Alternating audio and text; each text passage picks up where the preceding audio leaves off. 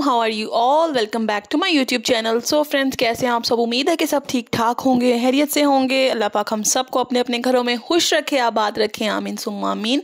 So here I am with another vlog. आज का जो मेरा व्लॉग है ना, वो बहुत ही ज़्यादा मज़े का होने वाला है। चलते हैं जी अपने टॉपिक की तरफ। और आज का जो मेरा टॉपिक है ना, वो ये है कि हमें अपने बच्चों को जो है ना, उनकी रिस्पॉन्सिबिलिटी का एहसास जो है वो ज़रूर दिलाना चाहिए, साथ साथ थोड़ा थोड़ा करके, क्योंकि बच्चे जो है ना वो एकदम से कोई भी चीज़ जो है वो नहीं समझते। और अगर हम उनको कहेंगे कि ये चीज़ करनी है तो वो बिल्कुल भी नहीं करेंगे, और हम लोग उन पे कोई चीज़ इम्प्लीमेंट नहीं कर सकते फ़ौरन से, और वो फ़ौरन से जो है ना बिल्कुल भी नहीं मानते बात को, ठीक है।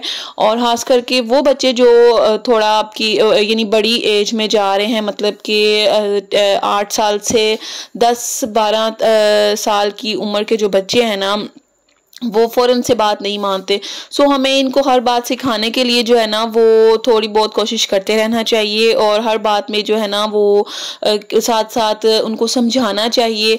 जैसे कि अगर हमने किसी बच्चे में नमाज की आदत को जो है ना वो इंक्रीज़ करना है, ठीक है, तो हमें बच्चों को थोड़ा थोड़ा करके उनको समझाना चाहिए और दीन की बातों को जो है ना वो बताना चाहिए, ताकि बच्चों में इंटरेस्ट पैदा हो और बच्चे जो है ना वो कहने के पहले ही जो है ना वो नमाज जो है ना वो पढ़ना शुरू कर दें। जिस तरह से हम लोग बच्चों को ट्रेन करते हैं बचपन से ही स्कूल और ट्यूशन और पारा पढ़ने मदरसे जाने के लिए, तो उसी तरह हमें बच्चों में जो नमाज की ट्रेनिंग है ना वो भी करनी चाहिए, ठीक है। क्योंकि नमाज जो है ना वो बहुत ही ज़्यादा ज़रूरी है हर मुसलमान के लिए। सो बच्चों को जो है ना वो हर चीज़ को जो है ना गाइड करने के लिए माँ बाप का जो किरदार है ना वो बच्चों की ज़िंदगी में बहुत ज़्यादा अहमियत देता है, ठीक है।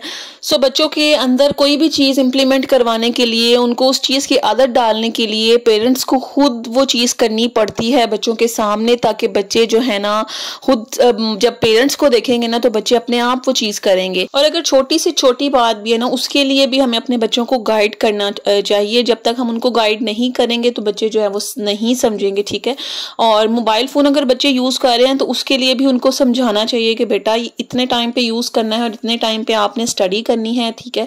और ये बहुत ज़्यादा ज़रूरी है। आजकल जो जनरेशन है ना, बच्चों को ये चीज़ समझाना बहुत ज़्यादा ज़रूरी है। और मुझे पता है कि सब माएँ जितनी भी देख रही हैं ना मुझे इस टाइम पे, सब अपने अपने किरदार को बहुत ही अच्छे तरीके से निभा रही हैं, अपने बच्चों की परवरिश जो है वो बहुत अच्छे तरीके से कर रही हैं।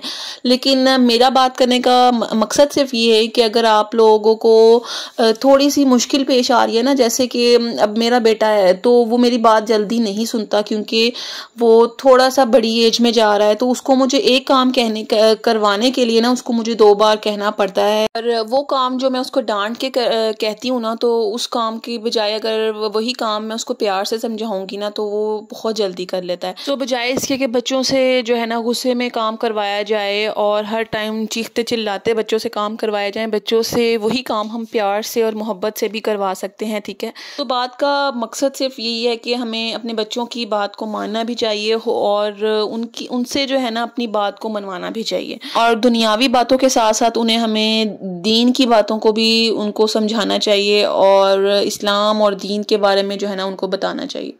सो ये था जी मेरा आज का टॉपिक। और ये टाइम था जी नेक्स्ट डे, यानी ये टाइम था जी संडे की तहज्जुद का टाइम था यहाँ पे। और यहाँ पे ना आज मेरा बहुत ज़्यादा दिल चाह रहा था कि मैं जाऊँगी जी दाता दरबार, और यहाँ पे मैं तहज्जुद की नमाज़ वगैरह पढ़ के, क्योंकि सारी रात में सोई नहीं थी। तो अगर मैं सो जाती तो मुझसे ना 5 बजे से पहले, 5:30 बजे से पहले ना उठा नहीं जाना था। तो मैं इसलिए नहीं सोई थी क्योंकि मेरा टारगेट था कि मैं 4 बजे जो है ना बिल्कुल राइट टाइम 4 बजे मैं निकल जाऊं और घर से, और जो फजर की नमाज है ना मैं वो हम ना वहाँ पे जाके पढ़ें। और बच्चे भी जो है ना रात को बहुत लेट सोए थे, मैक्सिमम 12-1 बज गया था। और दुआ मुझे कह के सोई थी कि मामा मैंने आपके साथ जाना है। तो मैंने जैसे ही 3:30-4 बजे का टाइम हुआ तो मैंने इसको उठा दिया और इनके बाबा को भी उठा दिया, और फ़ौरन से जो है ना फिर हम लोग चले गए, कपड़े वगैरह मैंने चेंज किए और फिर ना हम लोग चले गए दाता दरबार। और मैं काफ़ी देर से जो है ना वो चाह रही थी कि मैं जाऊँ, हालांकि मैं सलाम बाहर से ही कर आती थी,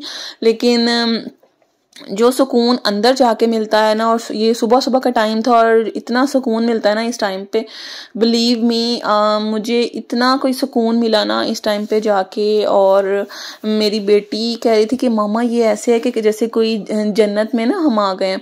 और बहुत ही ज़्यादा सुकून और दिमागी जो एक रूहानी सुकून है ना वो मिला वहाँ पर। और कुछ सुबह का टाइम था और ठंडक और पुरसुकून माहौल था बहुत ज़्यादा। और बस यहाँ पे फिर हम लोगों ने जो है ना जाते ही थोड़े से नवाफिल वगैरह अदा किए। और यहाँ पे फिर दुआ कह रही थी कि मामा मेरी पिक्चर खींचे, तो मैंने इसकी पिक्चर्स वगैरह खींच रही थी। और उसके बाद फिर हम लोग आ गए थे अंदर, और यहाँ पे फिर हम लोगों ने इनकी बारगाह में जो है वो सलाम पेश किया और दुआ वगैरह मांगी। अच्छा, जब मैं छोटी थी ना तो मैं भी अपनी अम्मी के साथ जाया करती थी, और बहुत बार हम लोग सुबह सुबह जाया करते थे सब मिलकर। और बस वो चीज़ें जब माइंड में होती है ना तो फिर इंसान वही चीज़ें करता है जो आप लोग अपने मदर से, अपने पेरेंट्स से सीख रहे होते हो ना, तो फिर जब आप बड़े होते हो तो आप लोग भी वही चीज़ें कर रहे होते हो। तो मैंने भी जो है ना अपनी अम्मी को इस तरह से ही जो है वो जाते हुए देखा, और इस तरह से ही यानी नवाफिल वगैरह अदा करते हुए और नमाज पढ़ते हुए देखा। तो वही चीज़ जो है ना वो अब हम सब के अंदर है। और यहाँ पे फिर मैंने नमाज वगैरह पढ़ी क्योंकि नमाज का टाइम हो चुका था। और उसके बाद यहाँ पे दुआ, जब नमाज पढ़ रही थी तो दुआ के आगे एक इतनी क्यूट सी जो है ना वो बिल्ली बैठ गई थी ना, और ये बिल्कुल नहीं हिल रही थी, इसको सबने हिलाया। और फिर दुआ जो है ना वो नमाज पढ़ने लग गई, और ये बहुत ही ज़्यादा प्यारी लग रही थी ये वाली बिल्ली। फिर जब इसकी मर्जी थी तो ये खुद ब खुद से ही जो है ना वो उठ के चली गई। और मैंने थोड़ा सी जो है वो सूरतें वगैरह पढ़ी, और इतना सुकून मिल रहा था ना कि आप लोग जो भी इस टाइम पे या इस तरह से जो है वो दरबार वगैरह पे जाता होगा। मैं वैसे जल्दी जाती नहीं दरबार वगैरह पे, लेकिन जब भी कभी जाऊं तो मुझे बहुत ज़्यादा सुकून मिलता है। और बहुत ज़्यादा ना एक रूहानी सुकून जिसको बोलते हैं ना, मेंटली तौर पे इंसान बहुत ज़्यादा फ्रेश हो जाता है। और ये सारे जो क्लिप्स आप देख रहे हैं ना, ये सारे क्लिप्स दुआ बना रही थी। और फिर मैंने सोचा क्यों ना मैं ये सारे क्लिप्स जो है ना वो व्लॉग में जो है वो शेयर करूं आप लोगों के साथ। और ये थोड़ी थोड़ी सी सुबह हो रही थी और बहुत ही खूबसूरत का समा लग रहा था। और यहाँ पे जो है ना प्रॉपर सुबह हो चुकी थी, ठीक है। और ये 6 बजे का टाइम था।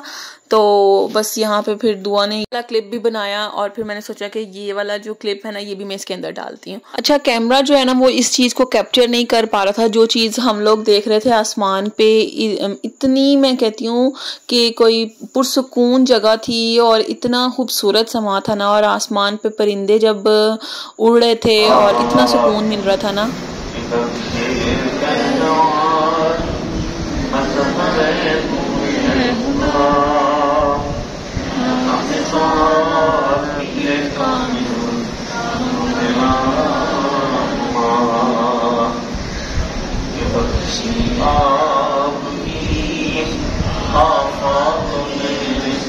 यहाँ पे फिर दुआ वगैरह हुई, और दुआ में शामिल होने के बाद फिर हम लोग जो है ना वो घर चले गए।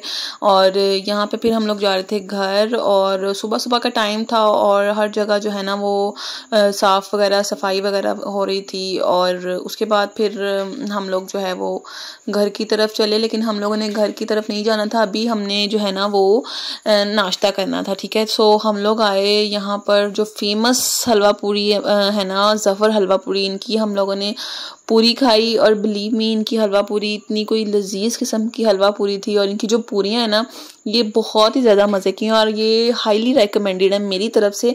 आप लोग जब भी साइड पे जाओ, ठीक है, और आप लोग ज़फ़र हलवा पूरी जो है ना ये ज़रूर ट्राई करो। इनकी जो आटे की पूरी है ना ये इतनी लाइट वेट है ना, और खाने के बाद आपको बिल्कुल भी नहीं पता चल रहा था कि आपने कोई हैवी चीज़ खाई है या आपने कोई ऑयली चीज़ खाई है, बिल्कुल भी नहीं आपको ना लग रहा होता।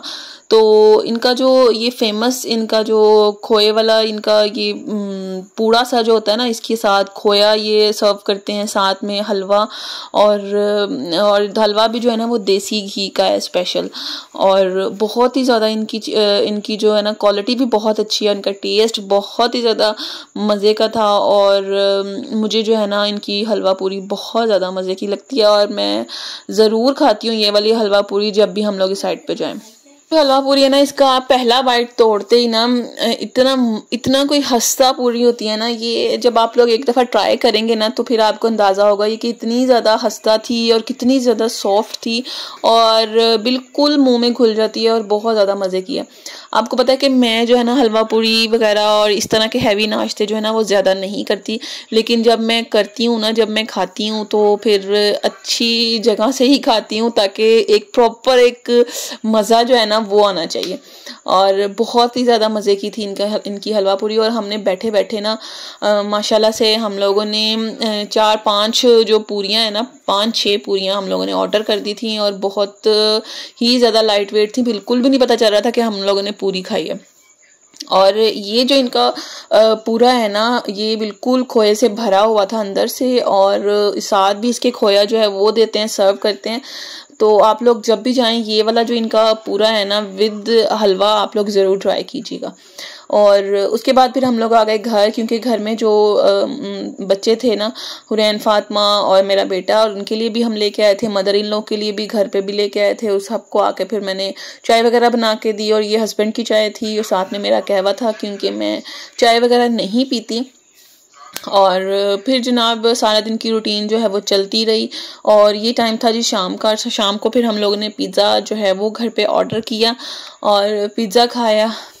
जनाब बातों बातों में ना मुझे बोलने में इतना सांस चढ़ रहा है ना कि बस, और वॉइस ओवर करना भी कोई आसान काम नहीं है, वॉइस ओवर करना भी बहुत मुश्किल है।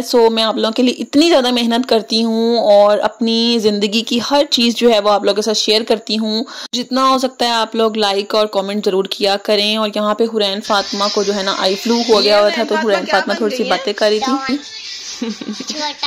क्या लगाया आपने? ग्लासेस लगाई हैं और ग्लासेस लगा के छोटा डॉन बन जाते हैं। हाँ जी। अच्छा, तो डॉन कैसे करता है, जरा करके दिखाएं। छोटा डॉन कैसे करता है? ओह वाव, ये आप छोटा डॉन बन गई हो। हाँ जी। वाव। रेन अपनी आईज दिखाएं। ओह, आपको क्या होया हुआ है? आई फ्लू होया हुआ है। अच्छा Hurain Fatima, get well soon. यहाँ पे आपने हुरैन फातिमा की बातें सुनी और उसको होप कि आपने उसको एंजॉय किया होगा।